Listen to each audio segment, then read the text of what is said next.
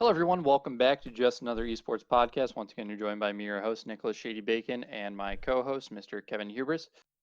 2 weekends ago, we had the Paris home stand event, which again have been placed online, but I'm still going to continue to say home stand events since that's still what they are, I guess you could categorize them as. And so we'll give go dive into that event and kind of our predictions that we had. And did pretty good on Friday. I think we were actually 100% correct on Friday, and then Saturday and was decent. And then Sunday was just a shit show for us in our predictions. And so we'll give kind of our opinions on that event that occurred, and then we'll go into our predictions for the upcoming event this weekend, which is the New York homestand event. And so I guess I don't know if there's really a key word for this one. There was only a week break in between the Minnesota homestand event and the Paris homestand event.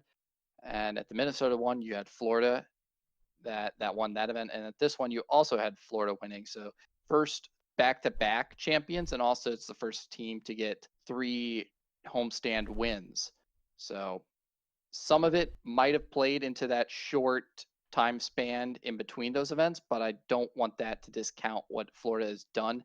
And I think with confidence after this past weekend, or I guess 2 weekends ago, I keep on screwing that up, but what we saw 2 weekends ago, I think we can confidently say that Florida currently is the best team in the game. Yeah, I 100% agree with that.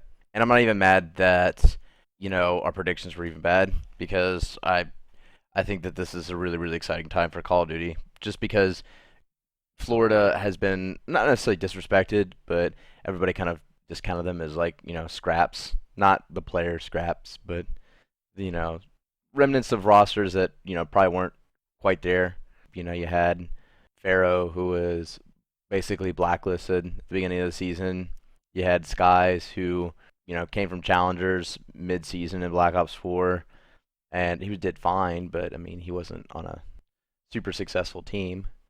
You had Awakening, who this is his second event or was his second His event. second event, yeah, and to me, he kind of was the biggest unknown. He came out of nowhere, in my eyes at least.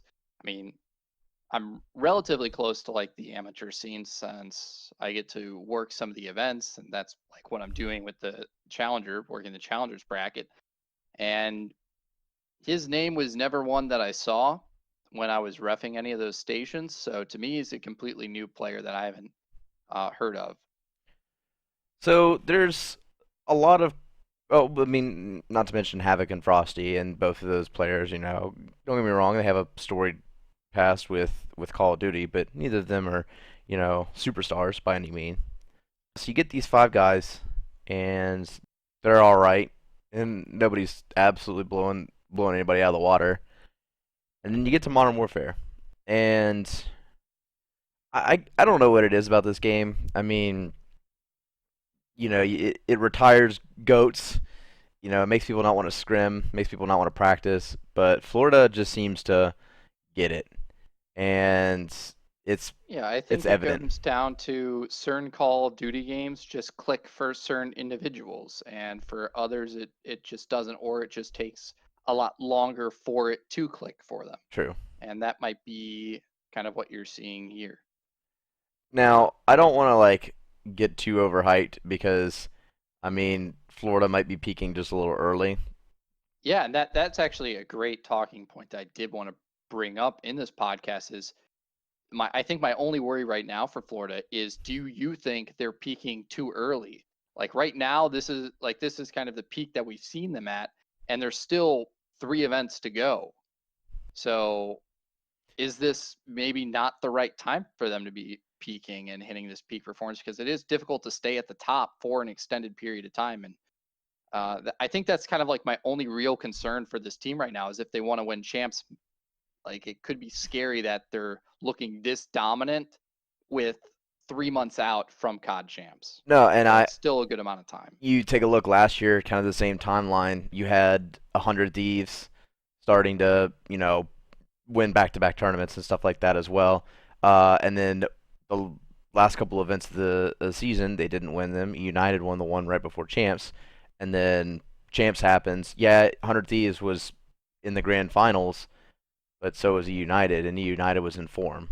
Now, there's other things that go into that kind of factors, and you can't just say, well, it happened last season and it's going to happen this season. But there's definitely the question of, are they going to be able to, as the Florida Mutineers going to be able to consistently perform as well as they are currently whenever it comes champs time?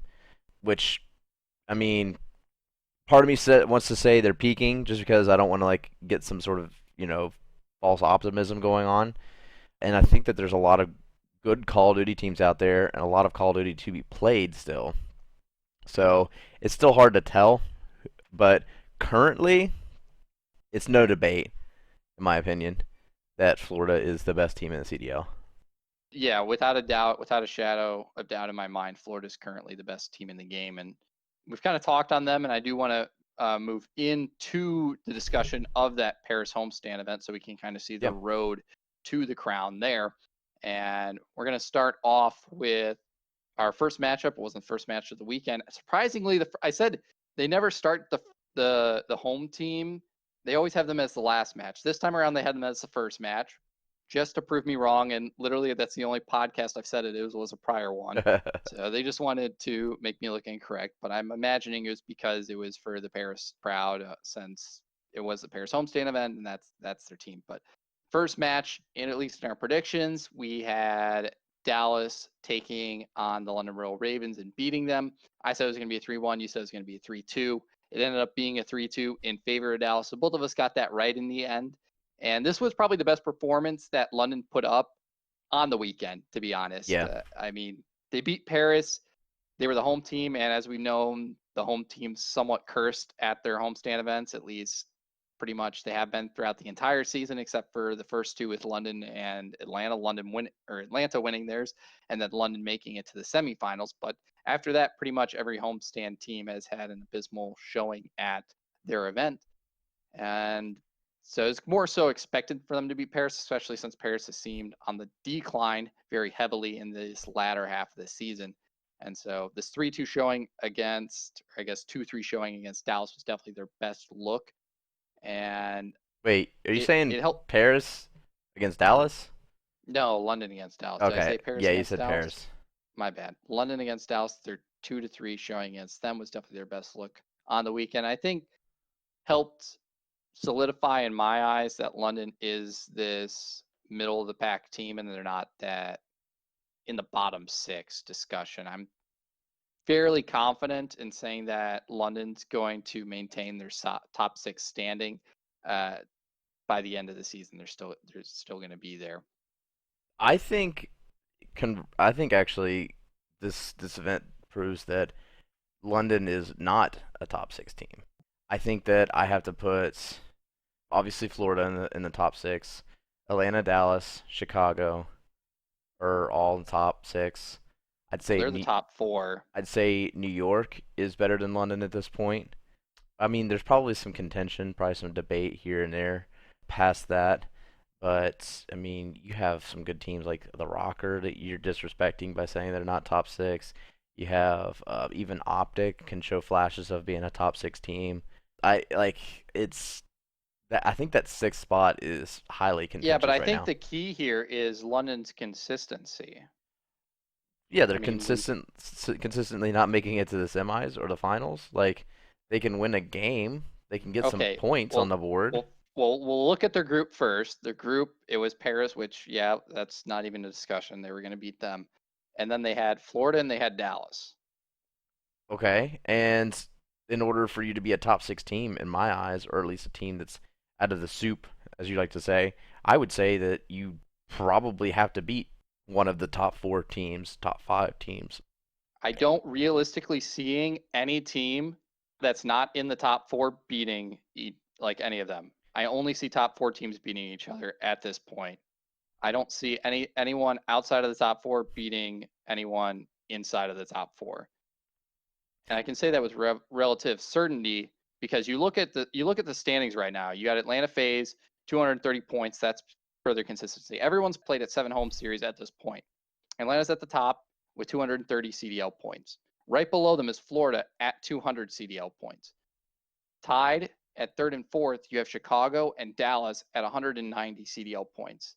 And then all the way down in fifth place, you have Minnesota Rocker at 120 points. There is a 70-point gap between top four and the fifth place team, which is massive.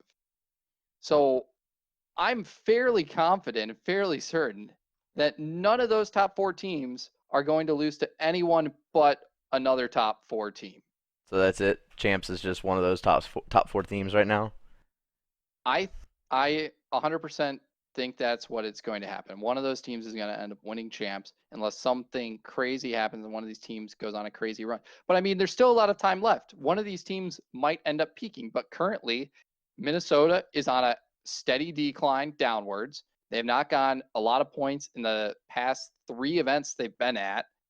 London, while yes, they've made improvements with 0, they still aren't able to beat those top 4 teams.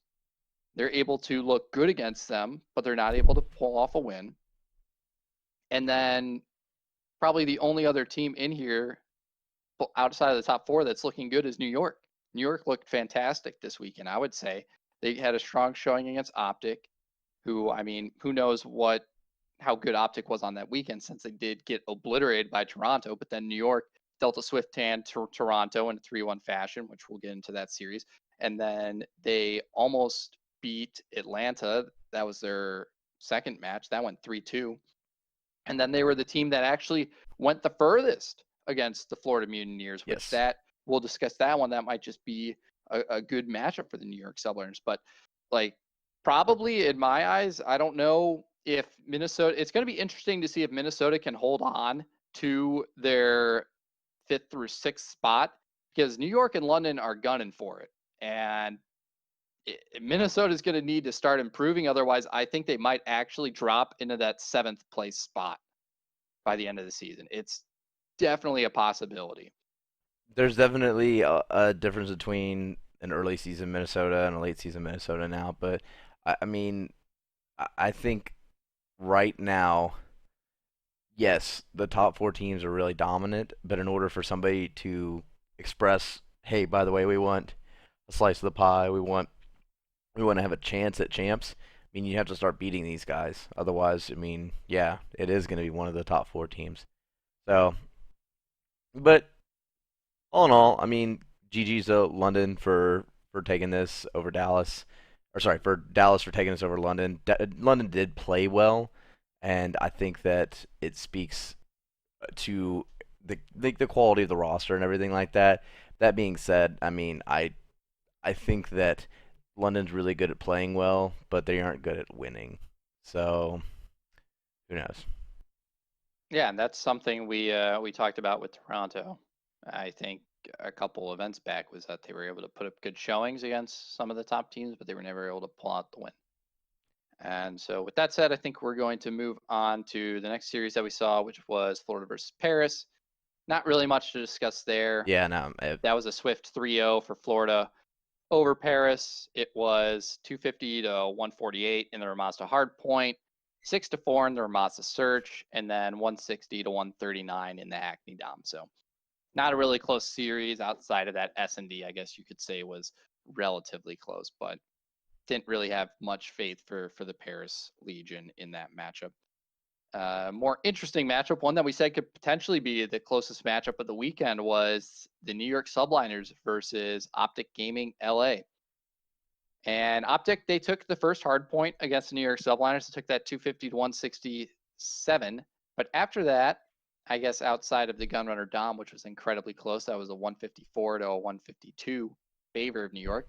New York Subliners kind of ran away with that. They played Optic Gaming on their favored, I would assume their favored Arklov S&D map, and they took that 6-1 over them. And then the Hackney Hardpoint, which is that game 4, New York took 250 to 193.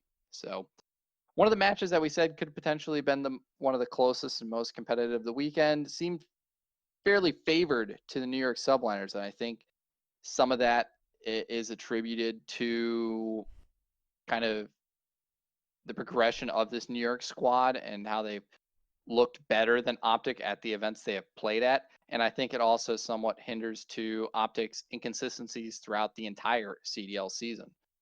I mean, I've said it for a long time now. Like Optic needed to make a lot of major changes, and they still haven't really fixed a lot of the issues that they've had. Optic players have gone on Twitter, and I think Kenny even said he could write a book on this year alone. So there's a lot that's been going on Optic's side that we aren't privy to as the public. That's kind of sows worries as far as how the organization is going to go in the future. But honestly, you know what? They did it to themselves. So, I mean, it feels bad for the players that are there and, just trying to make something happen. But, I mean, the organization kind of did it to themselves whenever they got rid of some superstars and now they're left with a non-functioning Call of Duty team. So, Yeah. Moving on to our last Friday matchup that we had, we thought this one was going to be a bit of a blowout. It was Atlanta versus Toronto. Both of us predicted it was going to be a 3-1. We gave Toronto one map in there. I think it was more a pity map more than anything. I guess even with kind of Atlanta's poor performance at that Minnesota event, we still thought this was going to be pretty handedly in Atlanta's favor. However, it went all the way to a game 5, round 11, crazily enough. Atlanta FaZe took the first hard point pretty comfortably, 250 to 172. Then after that, though, Toronto bounced back and took the Arklov S&D 6-4 and the Hackney Dom 165 to 156.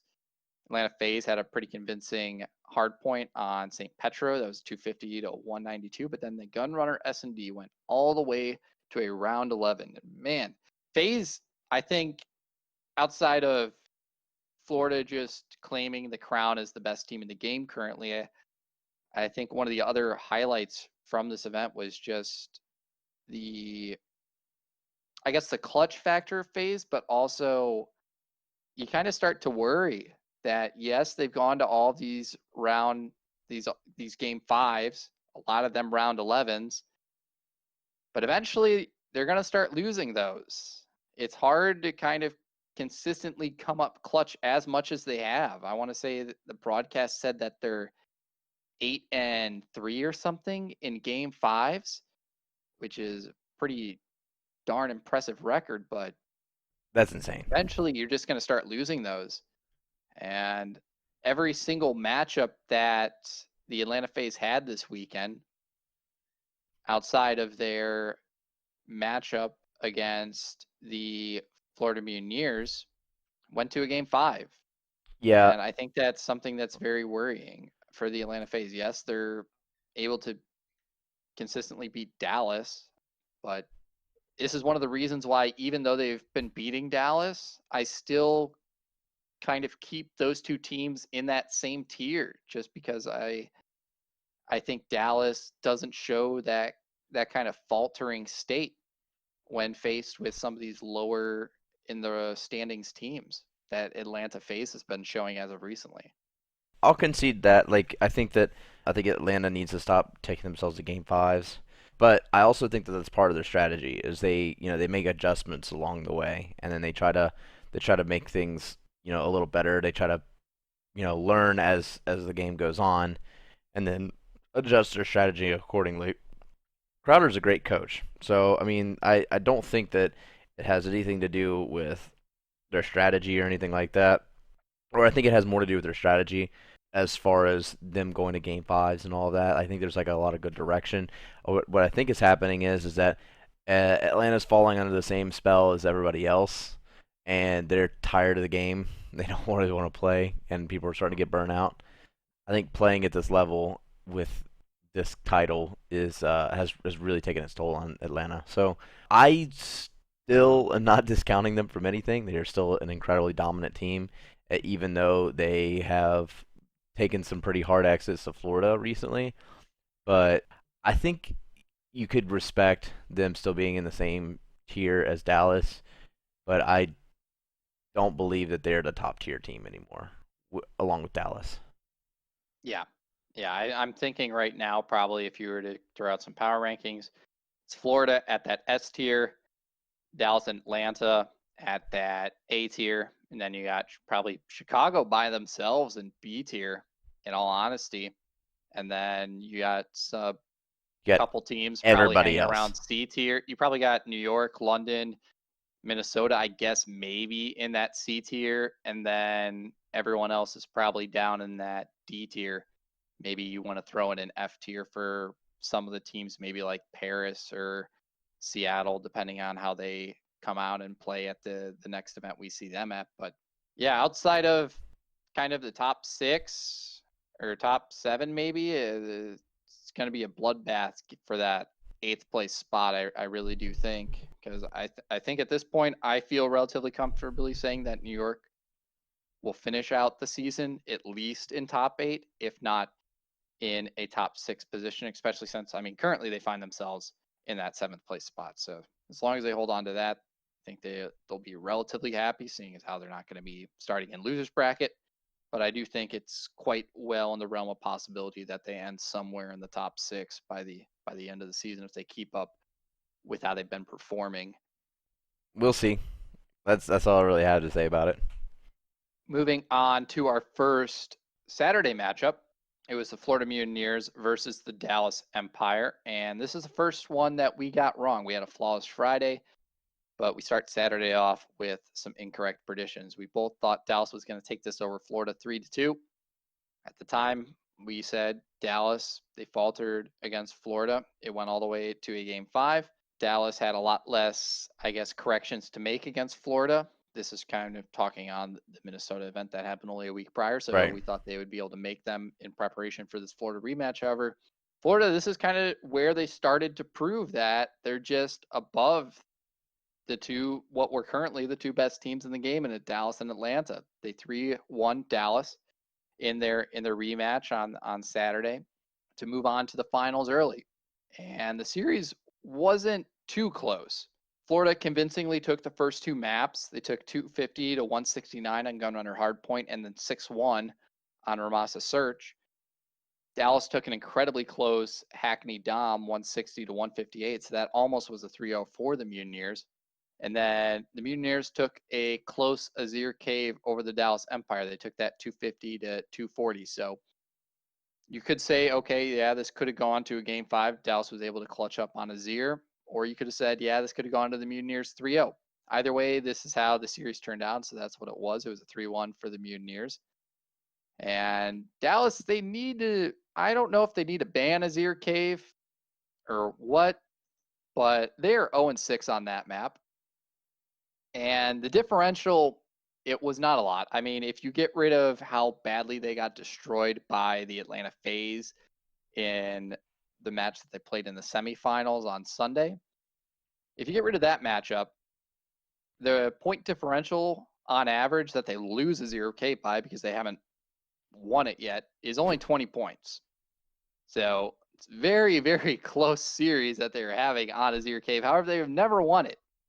And right now, Dallas is sitting at a 50-50 win percentage in their hard points. They're currently 23-23. They're definitely getting further in the series. They're not a bad hard point team, obviously, because they're 50-50, and a bunch of their matches have been difficult. However, where they seem to be having most of their success is their domination and their S&Ds, where they have a 21-13 record in search, still have the second best win to loss round record in search and destroy, just below the Atlanta FaZe. And then they're 16-10 in domination with an impressive 10-3 record on Hackney. So one of the better Hackney teams in the league there. But they just need to improve, I guess, a bit on their hard points, most specifically on Azir Cave, I guess. I don't know why that's just been such a roadblocker. And it almost feels like a trap pick for them now, since they're like, we've only been losing it by a couple of points each time. So we know that we have the potential to win the Azir Cave, but they've just never been able to do it. So I don't know. It's very interesting, because it's like, do you almost want to just stop picking that one since they haven't been able to pick up the dub? But then that leaves them with a bunch of maps that they only got a 50-50 win-loss on, with, I guess, it's a very complex situation in my eyes. It's like, Right. do you want to take the one where you're not losing by a lot, but you haven't won it, or do you want to take the ones where you're losing by more when you do lose, but you also have some wins on?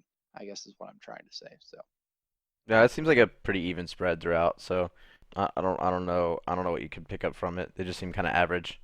yeah, I guess I was asking more so like on your opinion, like what would you in that scenario if you as your team you have this map where you're losing by very small amounts, but you've never won it?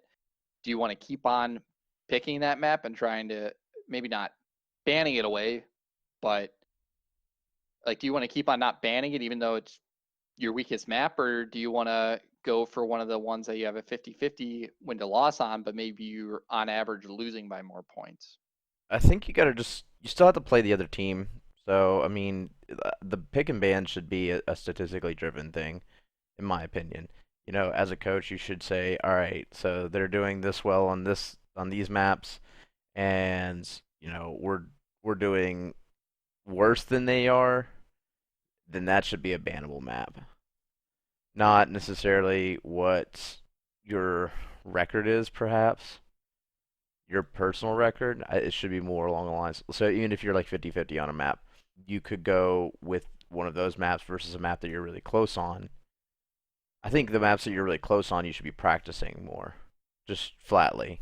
The maps that you're 50-50 on, where you have some weird win losses and everything like that, that's the stuff that can, just let the chips fall where they fall, and you ban based on their record. So I think that's how I would do the ban anyway, and then hopefully just get better with the one that we're really close on over time, because that's your highest potential for getting there. Okay. All right. Moving on to our second winners matchup that we had. It was the Atlanta FaZe versus New York Subliners. I predicted this would go to Atlanta 3-2. I did not think New York was going to be able to take a game 5 S&D off of the Atlanta FaZe, since last weekend they were the second worst S&D team in the league.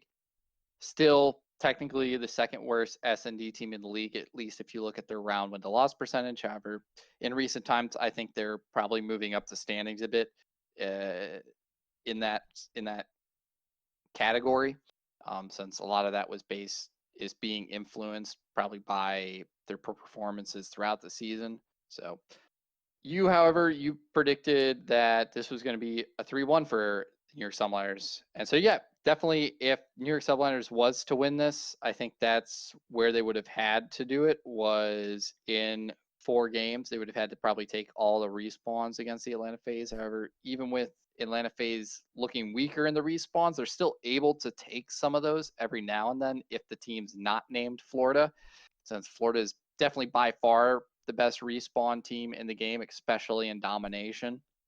But yeah, New York they weren't able to get that first hard point against the Atlanta FaZe. FaZe took that 250 to 162. Then FaZe convincingly took the following S&D 6-1. That was on Gunrunner. New York able to battle back. They take the Hackney Dom and the St. Petrograd hard point in convincing fashion.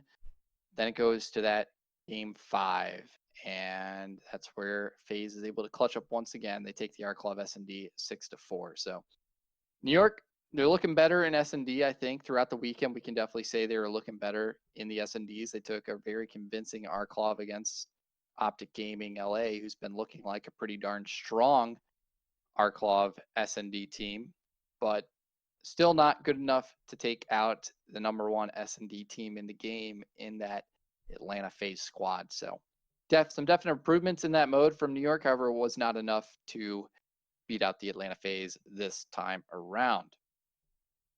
Moving on to the series that we saw after that in our first losers matchup, it was the London Royal Ravens versus the Paris Legion. London took that 3-1 over the Paris Legion. To me, that was completely expected. I don't know. Neither of us thought that Paris was going to take this over the London Royal Ravens. Paris hasn't really looked good since probably the London homestand event, in all honesty. They haven't really looked that great of a team since that event. They've done some role changes here and there, but nothing's really been working for them. And so I think they're going to continue to move down the standings, in all honesty.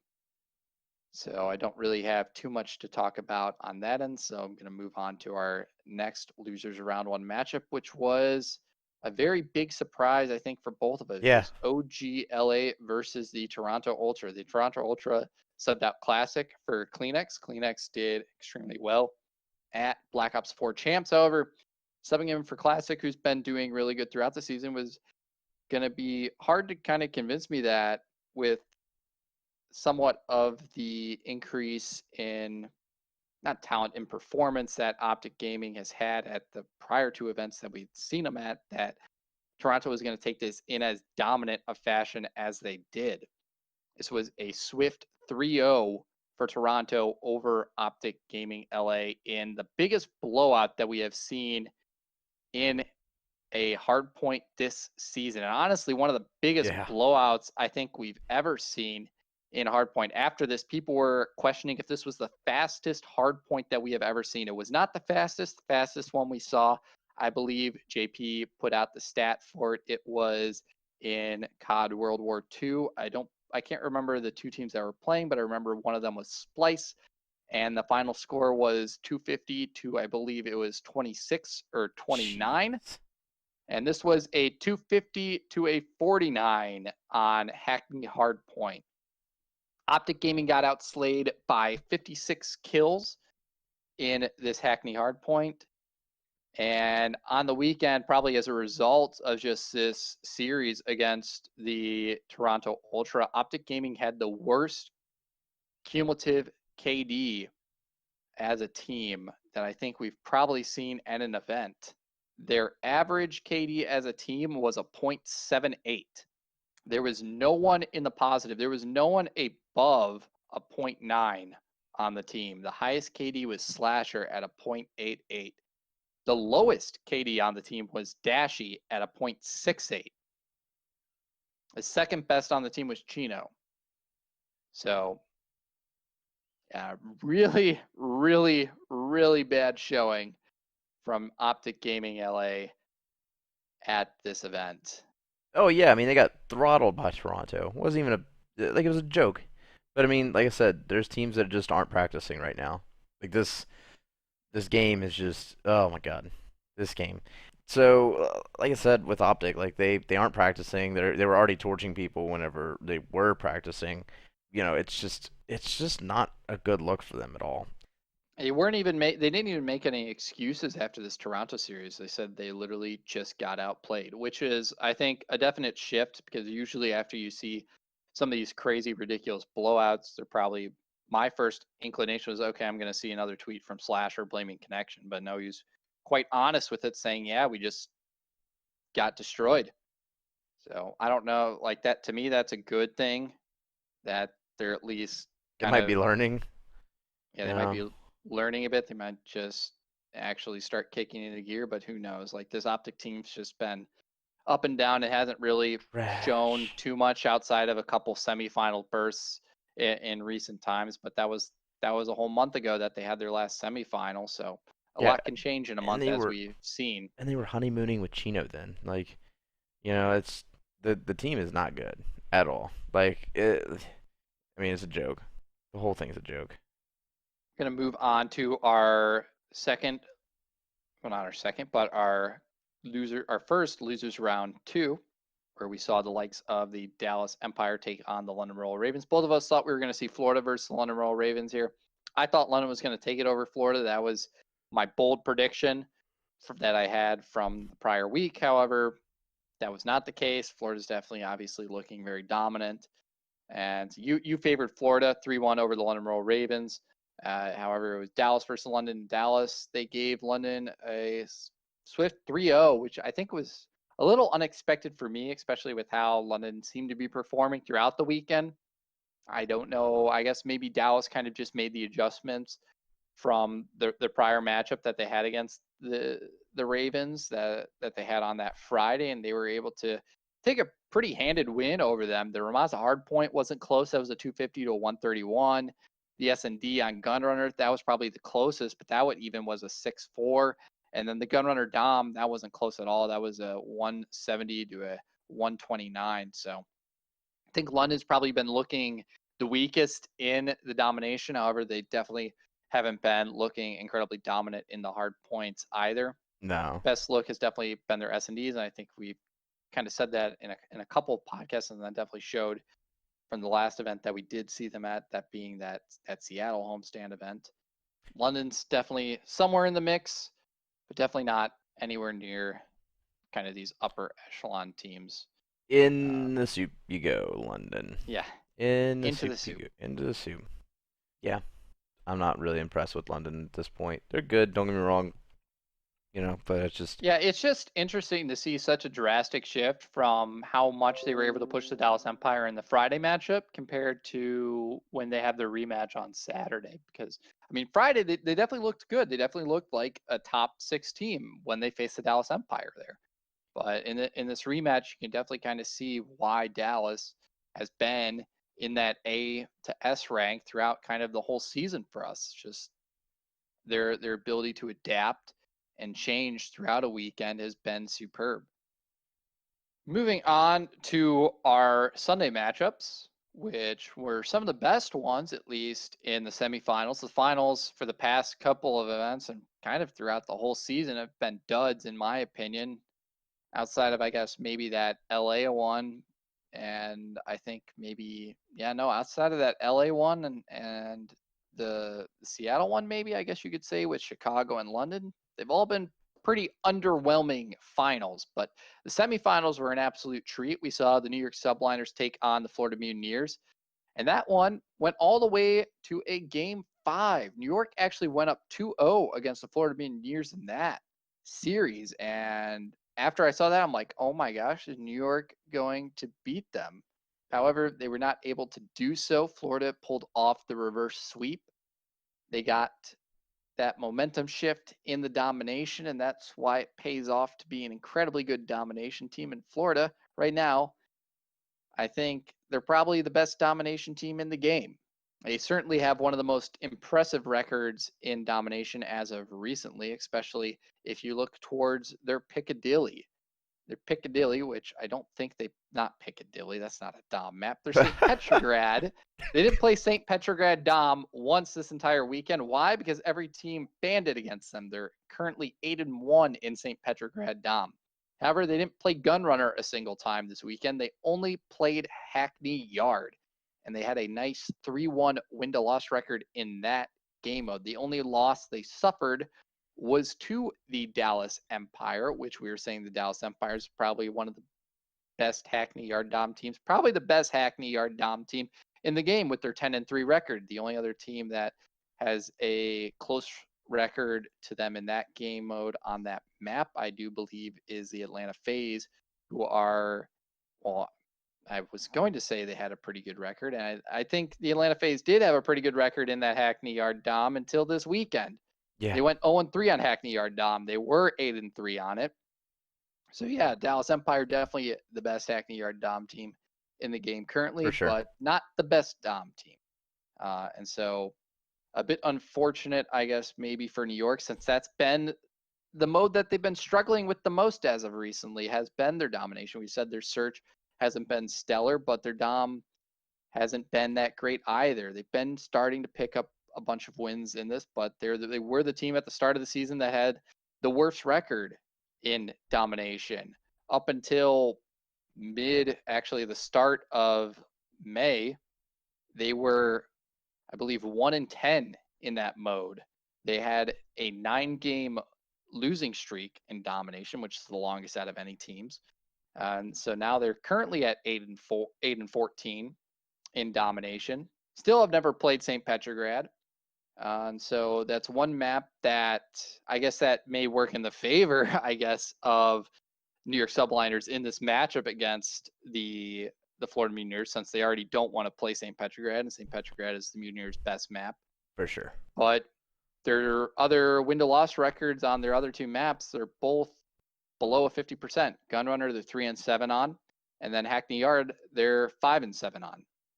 So I think what's going to need to happen is the Mutineers probably look the most comfortable on Petro, obviously, but they also look incredibly comfortable on Hackney. I think we can say that for a fact with kind of the performance that they showed on that map throughout this weekend, going 3-1 on it. So I think the teams that are going to be the ones to maybe counter Florida a bit are the ones that are going to be incredibly good at Hackney Yard, so much so that Florida doesn't want to play it. They need to somehow be able to get them on Gunrunner. However, since there's only 3 maps available, it seems like for the most part, no team's going to want to play Florida on Petra, so that's going to be their ban, and then Florida's going to ban Gunrunner. So it seems like a lot of these Hackney it teams are kind of is. settling into their pick bans, and I think that's kind of what we're starting to see here. This is why I don't like it when there's only 3 maps for the 3rd game mode. We saw it in World War II for Capture the Flag. TK, they did not play a single London Docks Capture the Flag the entire season. I did the vetoes for the Pro League for the entire World War II season, and I would just walk up to accuracy with London Docks CTF already marked off as a ban. And he never once said anything about it because he knew that I knew that they were never going to play it. That's pretty funny. So I think that's kind of what we're starting to get to here. And that's why I really liked last year that you actually had 4 maps. And it also allowed for the B team not to kind of have the benefit of getting to pick the Dom map plus side, because the way the vetoes work is, all right, Team A bans the first Dom, Team B bans the second Dom, and then in the rule book it says Team A gets to pick the remaining Dom map, but there's only 3 Dom maps, so if one team banned one and one team banned the other, there's only one remaining. So the Team A gets forced to pick the only remaining Dom map. And then in the rules it says, okay, well, since Team A picked the Dom map, Team B gets to pick the side. So Team B gets to pick the Dom map and the side, pretty much, which is not a little bit absurd. It's actually absurd and should definitely be changed. That shouldn't happen. I don't understand why that hasn't been changed, to be completely honest, but that's I guess that's an argument for maybe another time. But yeah, props to New York. They were able to take this Florida team the furthest, and I think that's probably off the back of some of their improvements that they've had in S&D and their consistently strong not respawn, because their domination's been pretty weak, but they're consistently strong hard points that we have seen from them. And so with that said, I think we'll move on to our second semifinals, which was another rematch of the Dallas Empire versus the Atlanta FaZe. And once again, the Dallas Empire come up short to the Atlanta FaZe in a game 5. It's not a round 11, but was still a game 5. Atlanta FaZe took a handed Azir Cave hardpoint over the Dallas Empire. That was 250 to 145.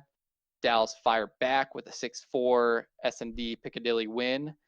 Then the Atlanta FaZe give them a nice left hook right in the mouth back with a Gunrunner domination. They won that 163 to 131. Dallas Empire was not down for the count, though. They get back up and give them a nice right knee to the side in a Gunrunner hardpoint, 250 to 209. But then Atlanta FaZe with a knockout punch in the game 5. The Gunrunner S&D, they take 6-4. Atlanta wins in a game 5, and nobody's surprised. Yeah, Florida, they just need to not take Atlanta to a game 5, and they haven't done so yet. So they keep that up. I think they're looking pretty darn good. Yeah, I'd say so. It seems like as we're starting to get kind of more of these map sets in, and teams have gotten a lot more reps on maps, you kind of do get to see at least the maps that either one team is banning against another team or what that team is banning, so they don't have to play. And for Dallas, it seems to probably be Ramazda and St. Petrograd in the S&Ds. And they're definitely looking incredibly strong on Gunrunner and Piccadilly. Gunrunner, they're 9-3 on, and Piccadilly, they're 6-3 on. So those seem to probably be their 2 best S&D maps, unless we don't know something about their Piccadilly or their Ramazda, and those are just being constantly banned against them. I'd say no for Ramazza for sure. I think the teams that play Ramazza are the ones that can actually leverage it as a map, because you good? Having some technical difficulties right now. Sorry, I choked on some water. Speaking of people who have choked on some water, can we go to the finals yet? Yep. Well, you can't really say drown them out. because that's the Seattle Surge. So You Atlanta can fear FaZe, they the weren't deep. choking. They weren't, yeah, I guess fear the deep. They weren't choking on water, but they certainly got drowned against the Florida Mutineers, or maybe robbed or just killed. I think just straight up They killed. were just They're like murdered. they're like a kraken or something. Atlanta FaZe went out in the water on a little kayak or something, going around. Really, But unfortunately, they didn't see Davy Jones approaching with his pirate ship, and they just got absolutely blown out of the water. yeah, no, it was And embarrassing. as much as the Toronto series against OGLA was a blowout in that hard point, this was an absolute massacre in the Hackney domination. The biggest blowout I have ever seen in a domination. It was not even close. It was over after the first half. The Atlanta FaZe Yeah. was down 70 points after the first half. The final score in domination was 235 to Jeez. 70. Over 200 points is already an insane amount for any team. Like anybody, that could be Atlanta FaZe going up against like the LA Gorillas or something like that, or Optic. You know, if they put up 200, you're like, wow, They lost they by really, 165 points.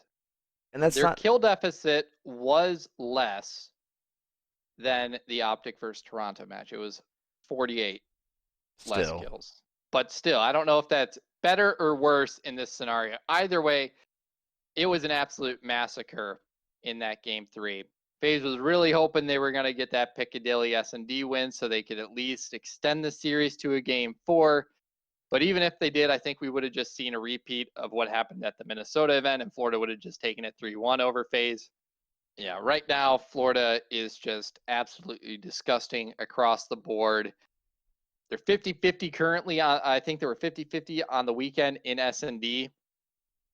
And if they're 50-50 in, actually, no, they were 4-1 in S&D on the weekend. They were 3-1 in domination. And then hardpoint, they were 5-1.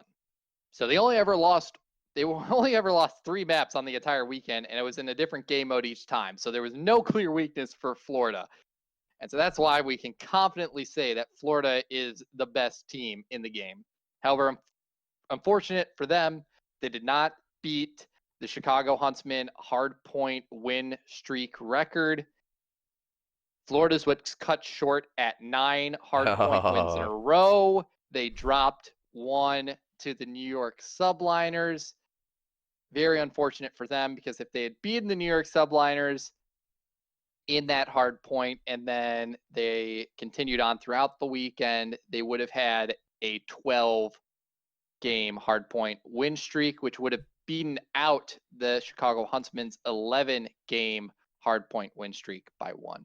So unfortunate for Florida, but still first back-to-back champs, I first think they're okay, three-time yeah. champs, and they're definitely the first time we've had only one team in the S tier throughout the seasons for us. So, yeah, definitely fear the deep.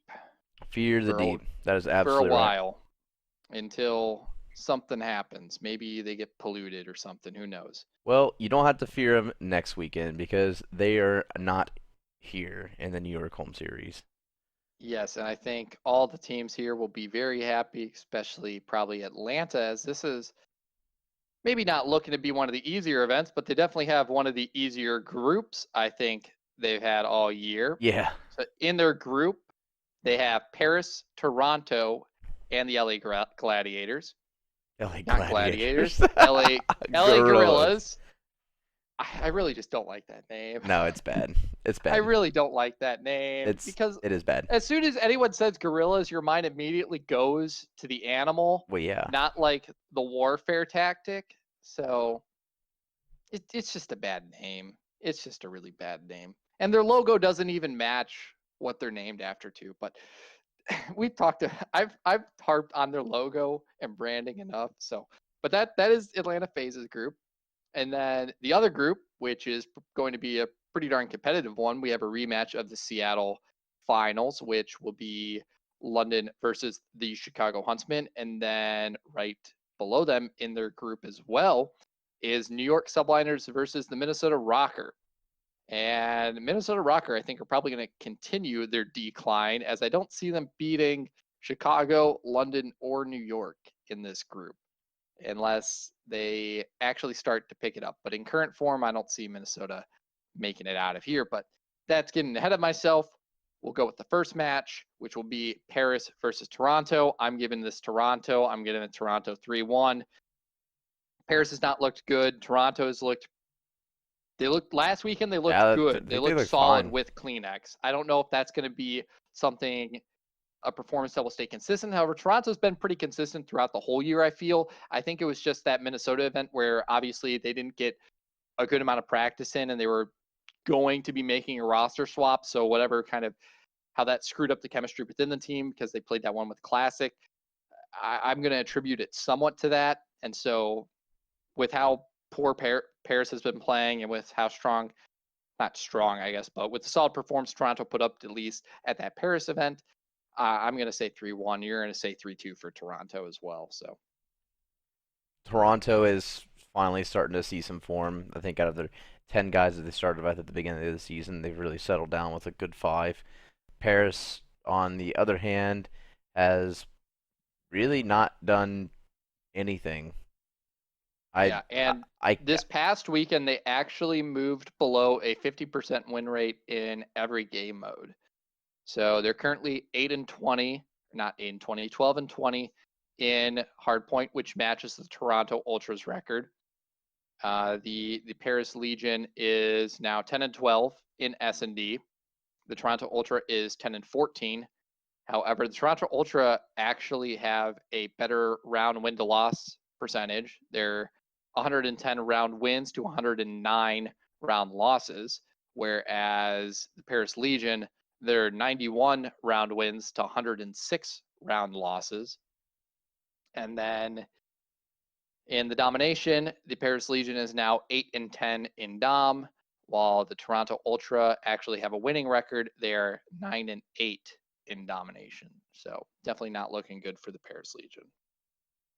yeah, I mean, I really don't want to harp on it too much because, I mean, we've said this for a while about Paris.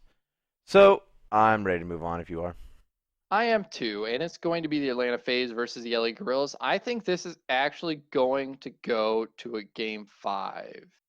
Now, it will be 2 weeks from the Paris one to this one, to this event. So Atlanta will have had more time to kind of work on some of the mistakes that they were making in the respawn. However, playing 3 events in a row, I'm going to worry a little about some potential burnout with Atlanta. I don't think they'll drop the series to the Gorillas. However, I do think that with how solid the Gorillas have looked in Search and Destroy, I could definitely see them taking at least one S&D in this series. And so I'm going to say that's going to be that first S&D since I don't think they're going to win the series in the end. And I think the Gorillas can probably take a respawn off of this Atlanta FaZe roster as well. So I'm going to say 3-1, 3-2, but I'm going to still give it to Atlanta FaZe in the end. I don't even want to like throw a contention at this. It's Atlanta versus the LA Gorillas. Can we move Hey, on? the Gorillas looked solid at the last event they were at. They made it to a semifinal, so will be interesting to see if we see a repeat performance of that from the Gorillas. However, moving on to our Group B matchup of the London Royal Ravens for the Chicago Huntsmen. I'm going to give this to the Chicago Huntsmen 3-2 over the London Royal Ravens. Last time we saw these two teams face off, it was a pretty darn close series. I said if the London Royal Ravens were able to clutch up on that domination, pull out the win there, that they probably would have won the series in that game 5.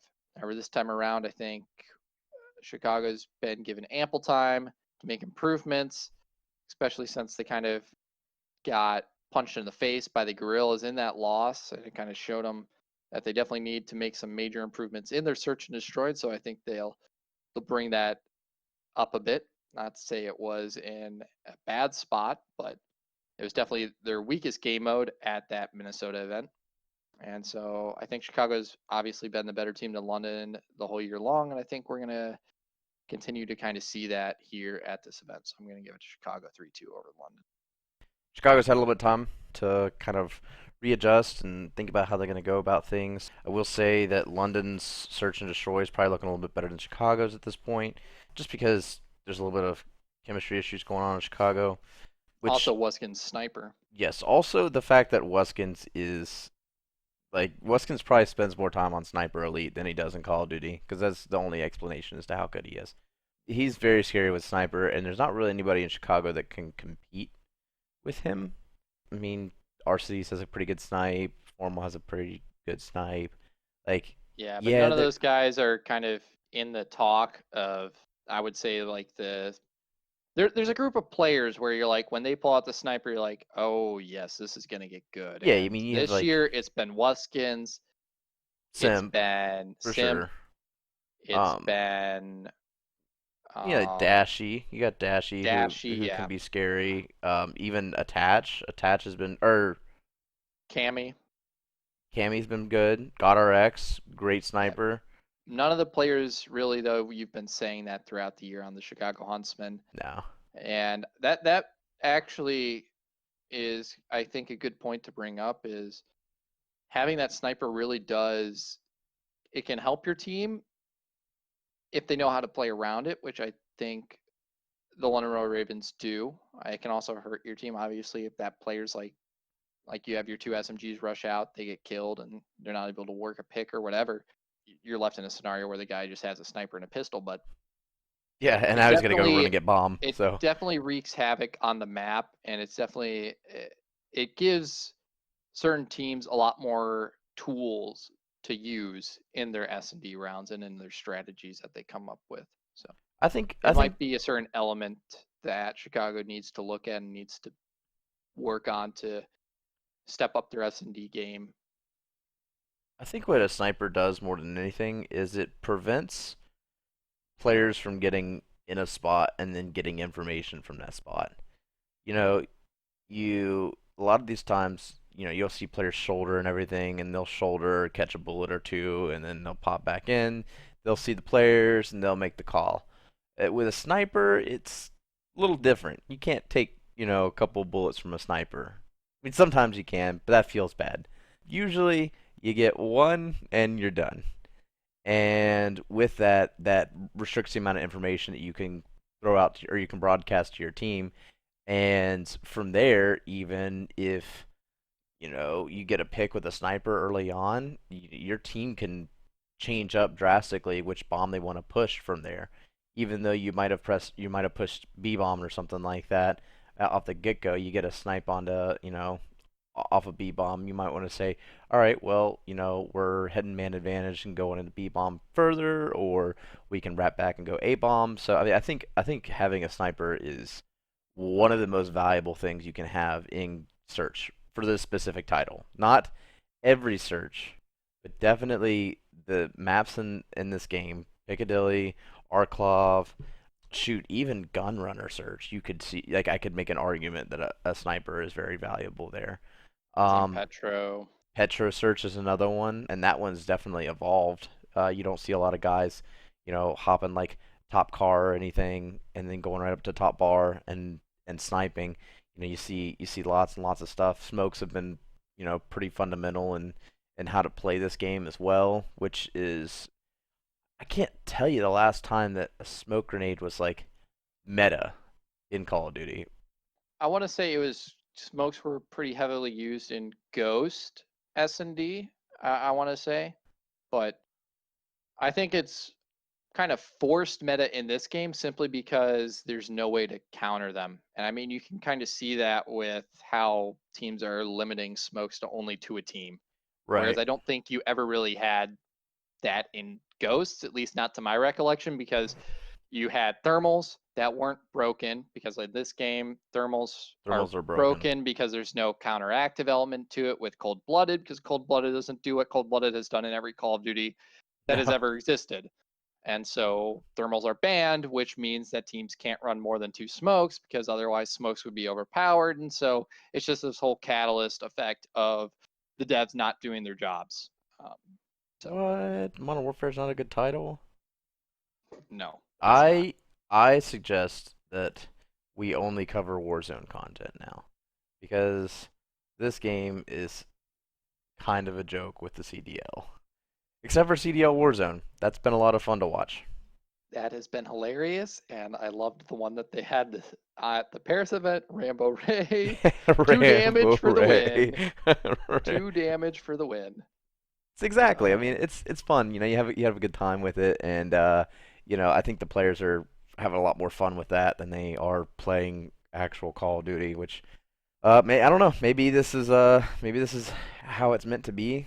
I would love to see them just run 2 years of Treyarch straight until IDub gets their stuff under yeah, control. just throw Treyarch on the 2 year cycle until IW actually makes a good game. We'll just And I'd play be Treyarch games for 2 years in a row. I'd Yeah. be totally fine with like Warzone tournaments and stuff like that on the side, but right now I'd much rather be watching Black Ops 4, even with the current CDL teams.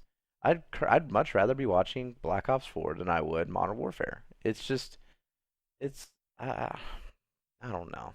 Uh, there's so like we could make a whole video and a half. We could make 10 videos, 20 videos even, about how god awful this game is. Yeah, I don't know about 20 videos, but we could definitely make a good 2 hour talk about it, and that will probably be a video towards the end of the season, where hopefully we can bring on Salvation's Elite again to discuss that and kind of what we're hoping to see with the new Call of Duty game. Yeah, But absolutely. back to the topic at hand, which is the New York homestand event. I believe we just finished covering all of no, we just talked about the Chicago versus London matchup. We both had Chicago taking that over London.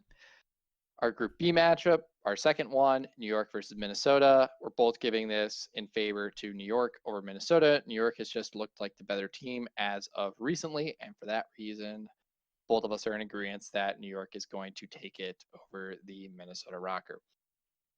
Our Group A winners round one, it's going to be Atlanta versus Toronto. Once again, Atlanta's going to take this. Atlanta, they have never not made a semifinals, and they've only ever not made a finals once, I do believe. So with that track record, it's probably a pretty darn good bet that they're going to make a finals again. Yeah. And so I think they're going to take this over Toronto. They've taken over Toronto all year. They just took it at the Paris event, even though it was extremely close. Given the time frame, I think Atlanta has had not ample time, but they had a good amount of time to maybe lessen the shock factor of the performance Toronto put up at that event. So I think we're all in agreement that Atlanta should take this over the Toronto Ultra. Moving on to our Group B winners round one. We both have Chicago versus New York. However, this is the first spot that we are going to differ in our predictions. Telling you right now, New York is a good team. I know New I York is a say good team. they're better than Chicago, so I'm taking New York and I'm taking them all the way this time. They're gonna win. Okay. There's no Florida in this I got tournament. Chicago 3-2 over New York. You have New York 3-2 over Chicago. I just don't think New York is a good enough S&D team yet I think they're better than to take Chicago. a game 5. Yes, I would agree if we see the same Chicago S&D that we saw at the Minnesota event. Yes, if it, However, if we don't see that abysmal of Search from Chicago, and we see the same performance that we've seen kind of all year from Chicago and Search, and we see the improved New York Search that we saw at the Paris event, I think Chicago is just a little bit better than New York in that case. And even with how good New York has looked in hardpoint, they're still struggling in Dom. I don't think Chicago's a slouch in Dom.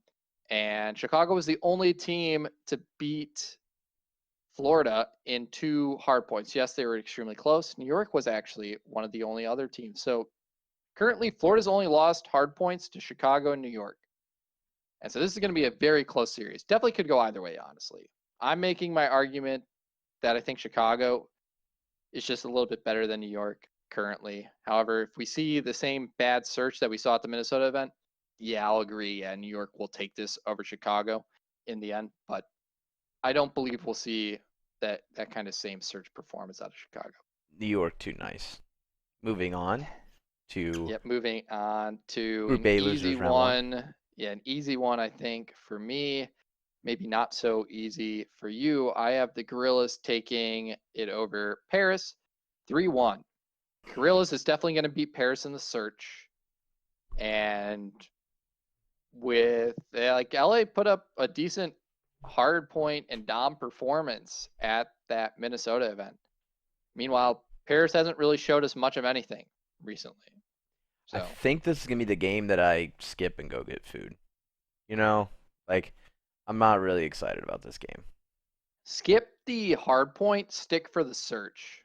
Yeah, I could see. Because even if it's a blowout, LA at least does some like crazy stuff in the search that you're always like, wow, that was cool. Or that was interesting. Or I'd Yes, never so does thought of that. New York So does that too. All of them are starting to pull out some little tricky stuff. I saw Simp yeah, New run. York does it too, but I think LA has been kind of the most fun to watch team in search, at least from like basing it off of that Minnesota event. Like it was just a pleasure kind of to watch them in search, while also incredibly annoying. We'll see. We'll see. Maybe I'll like catch the highlights or something. I mean, you're saying it's going to be a 3-2, so you're saying it should be a pretty interesting series. I don't know where you're going to get lunch during that one. I want a long lunch. Okay, you went a long lunch. All right, I can feel you there. All right, we'll move on to our Group B losers round one. We both have London versus Minnesota. I'm going to give it to London over Minnesota. Minnesota's been the more consistent team all year. However, like I just keep on going back to it, Minnesota hasn't. They've been on a steady decline. And this is the event where if they're going to turn around their steady decline, this is the match where they need to show it. However, I don't have too much faith that they're going to be able to. I disagree. I think that Minnesota is still a good team. They might have had a little bit of a rough spot, but it's They've time. had a rough spot for a month and a half now. Right, and it comes down to online and everything like that. But I mean, the servers are different now. I don't think they've played in an event where it was 60 hertz now. Um. Was the Minnesota event not 60 hertz? Oh yeah, that's right. They did play 60 hertz, but it was the home event. Like they were It already was the home event they curse. they they were already Oh yeah, dude, cursed. you're saying New York is gonna make it to the finals of this event. I'm just Yeah, spoiling your predictions there, but it's the homestand event, man. yeah. It's No, getting scary. I'm not scared. I I don't believe in those fairy tales. Anyway, so as I was saying, how Minnesota was cursed, and the reason why they're going to beat London is because like they are going to get a lot of stuff right. And aside from maybe London playing the search a little bit tighter, I think that Minnesota plays respawns a lot better. I think Minnesota takes the domination, and barring anything too wild happening in the game 5, I would say that Minnesota can pull that off. I'm not saying that Minnesota's a bad search team. Minnesota's a pretty bad search team. Minnesota's They're 11 and 20 in search and destroy.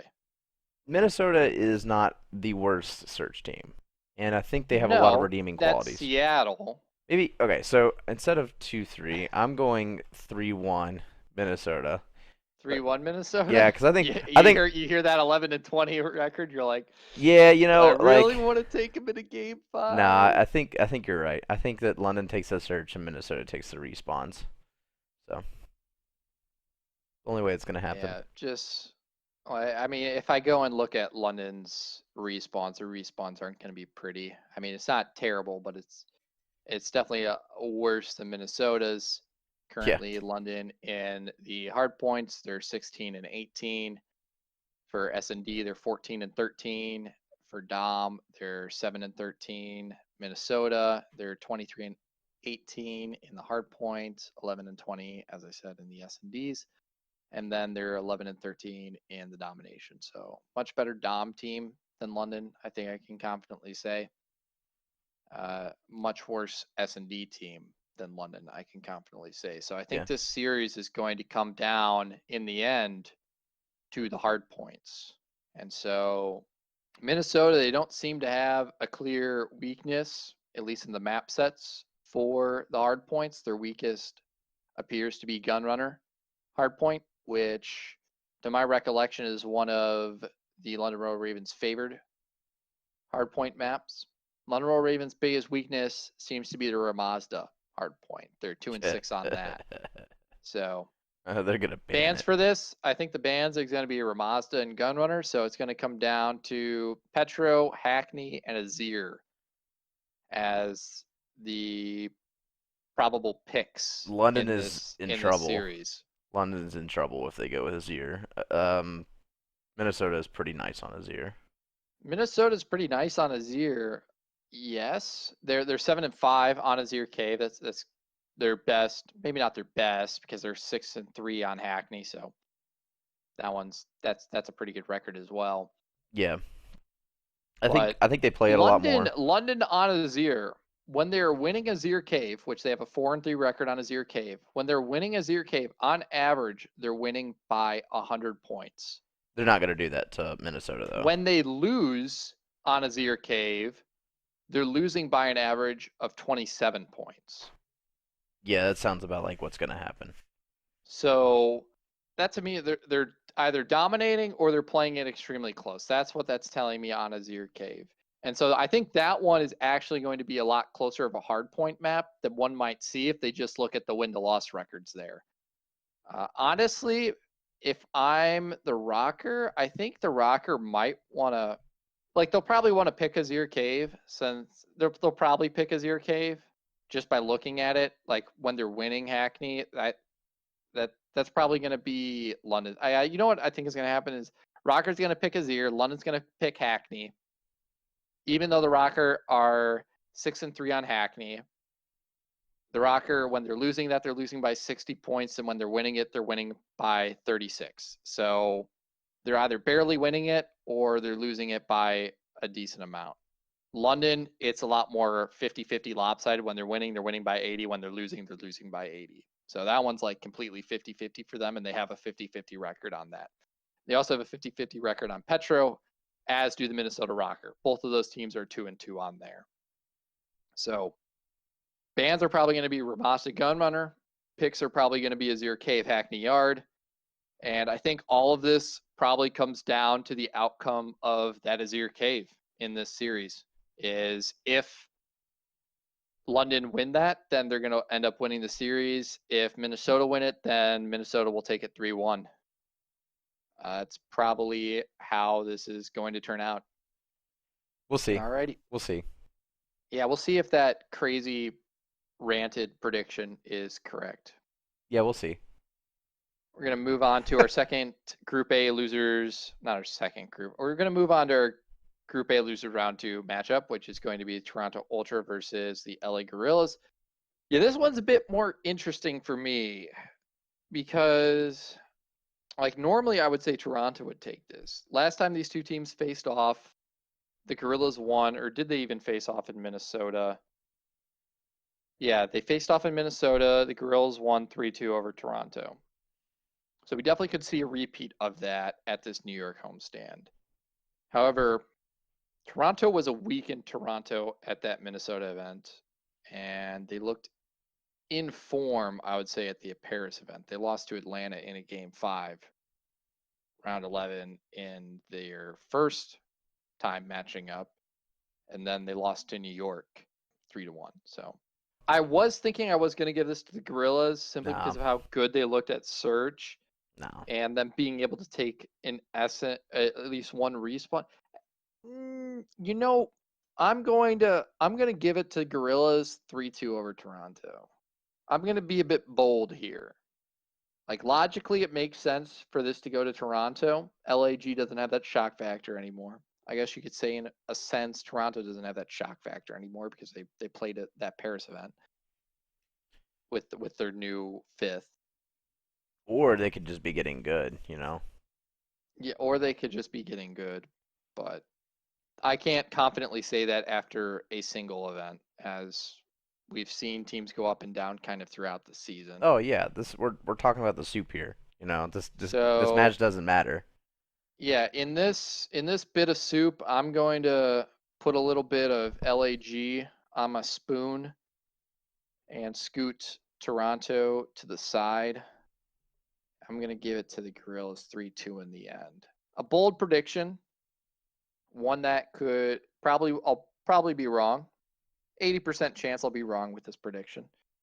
But I'm going to give it to the Gorillas over Toronto 3-2. Sometimes you just got to do it, you know. Last last home event, I predicted New York was gonna take it all. Sometimes you just gotta be bold. Live life on the outside or on the edge. There we go. Yeah. I would love to live life outside, but quarantine and all Outside that. So quarantine. gonna move on to our Group B losers round 2.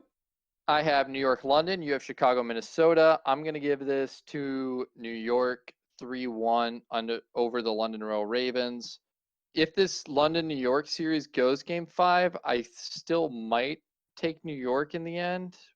But like I think this is going to be an incredibly close matchup if it does happen. That could go either way. Yeah, well, conversely, on the other side, I have Chicago, Minnesota, and I don't feel like it will be a close matchup. I think Chicago is just It flatly hasn't better. been a close matchup. It hasn't been a close matchup the entire season, so yeah. Yeah, I mean, Chicago is just a better respawn team. They're actually a better search team by a large margin.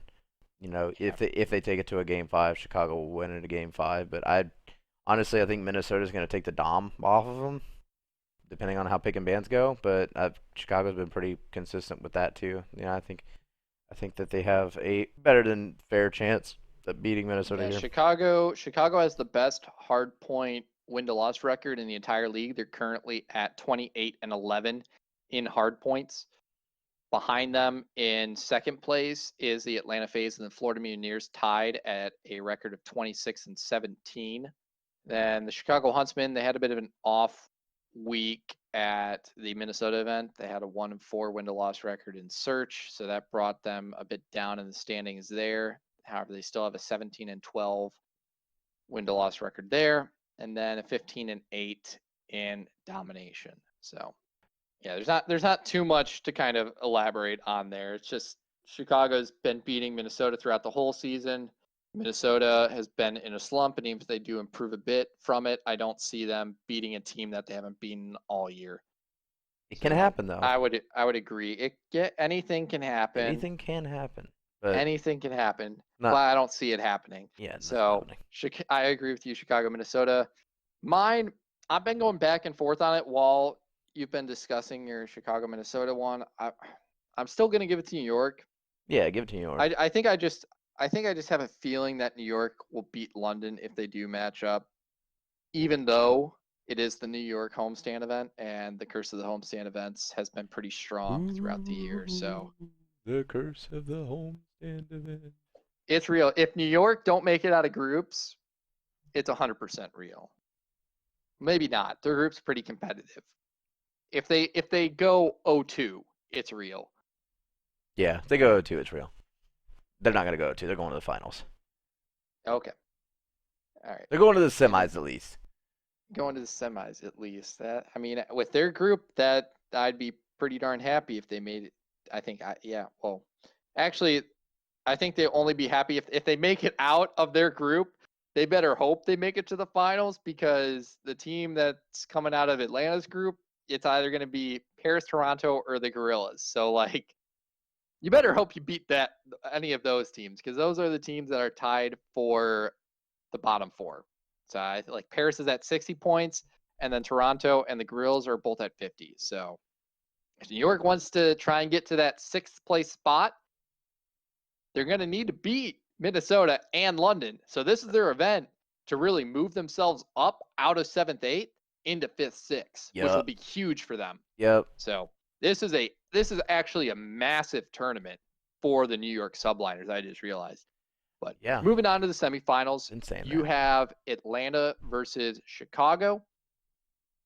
And I believe, I'm looking at yours. Yours, they're getting out in first. So that's why you have one of them facing a second seed. Yeah, for me, they have a bit more unfortunate of a scenario. They're going to be facing Atlanta. Yeah. So, sucks a bit there.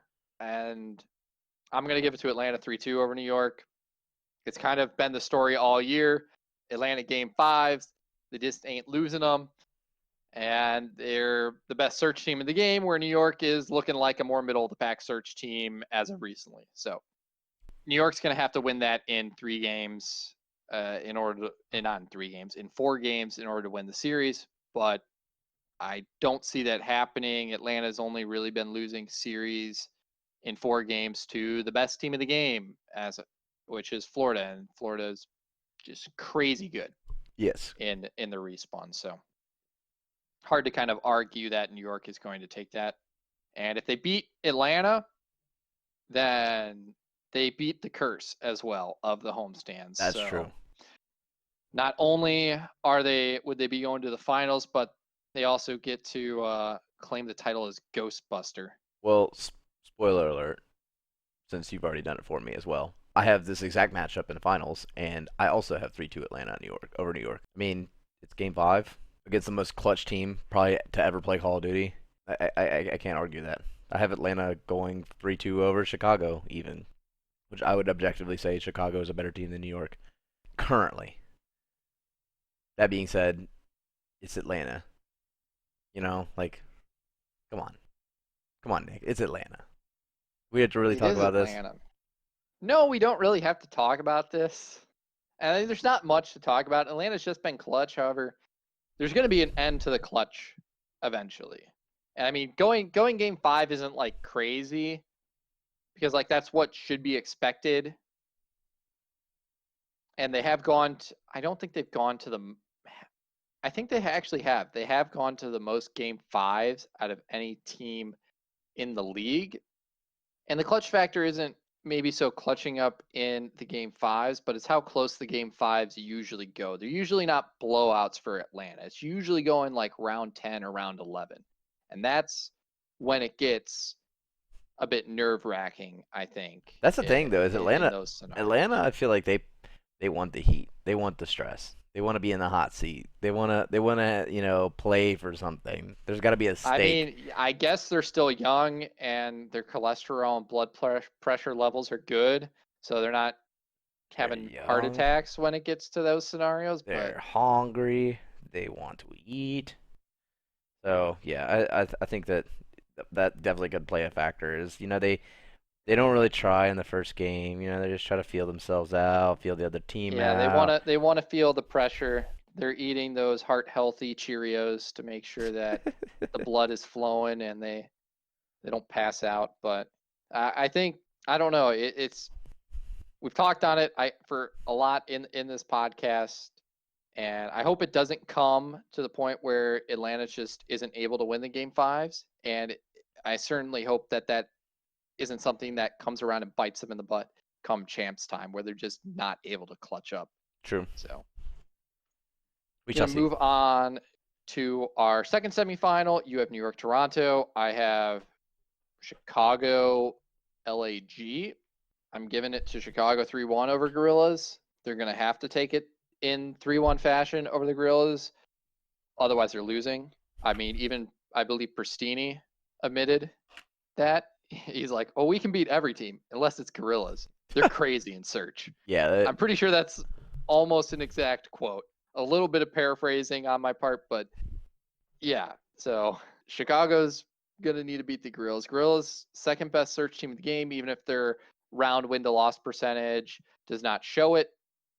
Their recent showings at events have certainly shown that. I'm trying not to say shown too much, but yes, Gorillas' second best search team in the game, in my opinion, and I think a lot of people's opinions. So, Chicago 3-1 over Gorillas. Otherwise, LAG might make a finals, which would be crazy. If any of the teams in the Atlanta pool make a final, that's just absurd. Outside of like Atlanta, obviously, but that's self-explanatory. Yeah, no, it's definitely finals.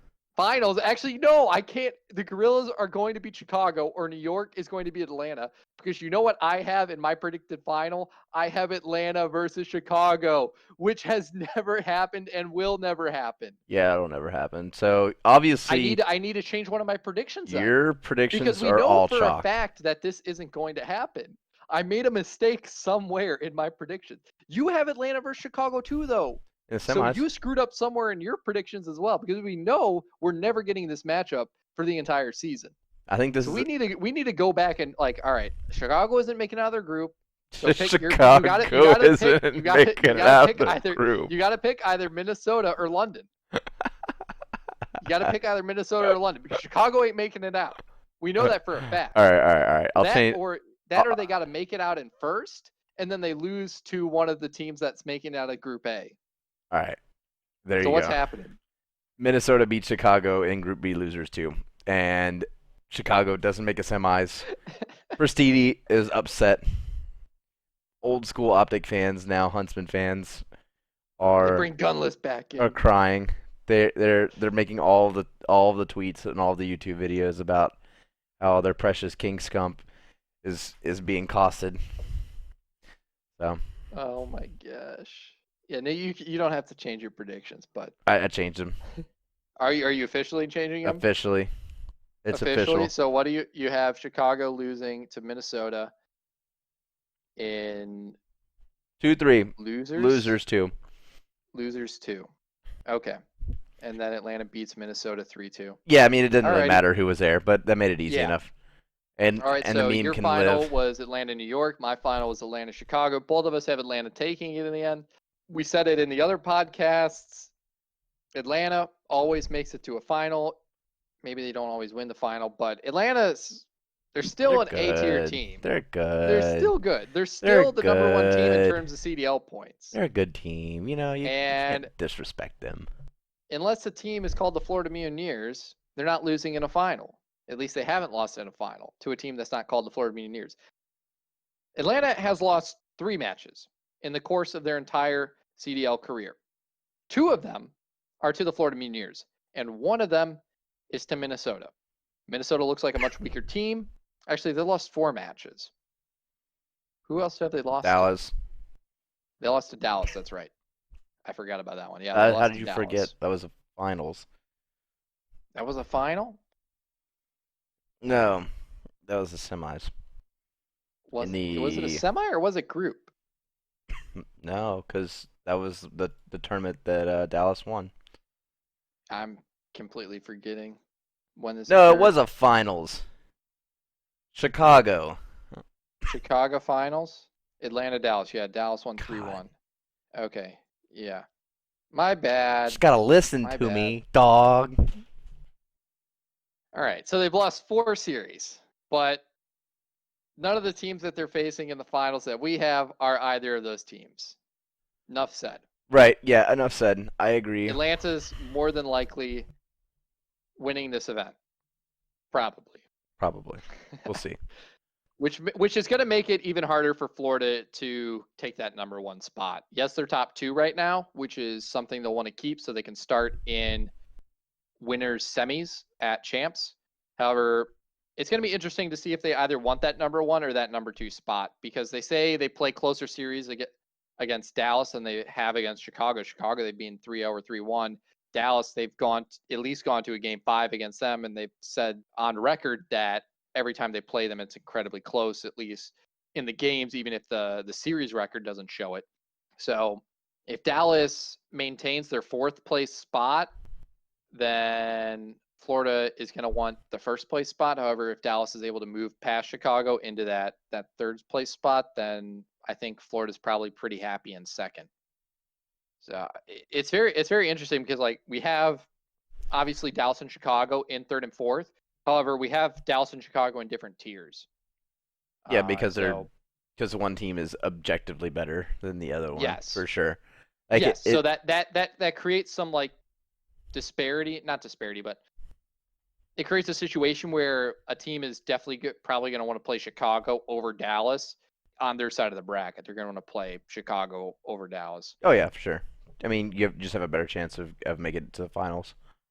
Yep. So yeah, I don't disagree with any of that. I think at this point, even if Chicago were to win this series, then it would be a different story, and I think that you would go to 3 teams that are all kind of sitting around the same level, and then you have Florida. But yeah. I mean, even if Atlanta makes another finals here, like, and they lose to Chicago, I don't know. I might just go to like Dallas, Chicago being 3-4, and Atlanta, Florida being 1 and 2, just because Atlanta at that point they would have another finals. Like You mean it's if Atlanta beats Chicago? no, what I'm saying. Well, yeah, if Atlanta beats Chicago, then yeah, for sure. It goes Florida, It goes Florida S, Atlanta A, and Dallas, Chicago B, is what you're saying? no. Because I think you would go Atlanta S, Florida S, and then Dallas and Chicago A. I don't think I can comfortably give Atlanta that S tier, even if they win this one, because haven't, they wouldn't have played Florida at this one, and Florida has, in all honesty, smashed them in 2 finals. Right, but So what I'm saying is that like yeah, right now Florida's beating them, but like Atlanta's been beating everybody really consistently. yeah, so So I that's what I was saying. It's like Florida S, Atlanta A, and then Dallas and Chicago B. yeah, maybe yeah, it But might be. I like honestly, I still put Dallas above Chicago. So I I don't see that top four shifting from this event unless Chicago beat Atlanta in a final. Then I see Chicago moving up into that A tier with Atlanta and Dallas. But unless that happens, the top four is probably remaining. You have Florida in S, Atlanta, Dallas A, and Chicago at B. And then maybe a team, more than likely what will happen from this event is we'll see another team move up into that B tier with Chicago. I think that's probably extremely likely unless Chicago beats all the other teams at this event and make it to a final. Then it's probably gonna remain Chicago in that B, and then we're gonna see maybe some disparity in that in the soup with some teams solidifying themselves in the C tier, some teams moving down, just some shift in kind of the bottom and middle of the standings with the middle of the pack teams you have here being London and Minnesota, and then the bottom of the pack teams being that Paris, Toronto, LA Gorillas. I think that wraps it up for our New York predictions. Unless you have anything else you want to add. Nope, I think that about does it. So there you have it, guys. Those are our New York predictions. That event will be coming up this weekend, so I hope you all do enjoy that. But that is it from us for this episode. So we'll see you guys next time. Later.